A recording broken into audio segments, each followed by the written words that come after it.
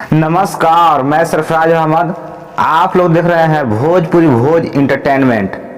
और खेसारी लाल यादव का आज सुबह ही सुबह बोलबम वीडियो सॉन्ग रिलीज हो गया है। और कंपनी तो अभी नया है, कंपनी का नाम है SFC म्यूजिक प्रेजेंट्स। और दोस्तों एल्बम का नाम है, वीडियो का नाम है चूड़ी हरिहर।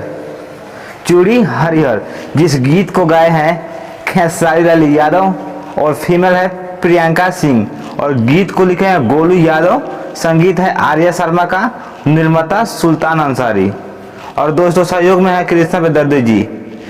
तो दोस्तों ये सुबह सुबह वीडियो रिलीज हो गया है, आप लोग जाकर सुन सकते हैं SFC म्यूजिक प्रेजेंट्स पर। एल्बम का नाम है चूड़ी हरिहर। तो आप लोग जाइए SFC म्यूजिक पर और ढेर सारा गाना को प्यार दीजिए। और खेसारी लाल यादव और साथ में प्रियंका सिंह को भी। बहुत ही सुपर हिट वीडियो है, मैं तो देख लिया हूँ।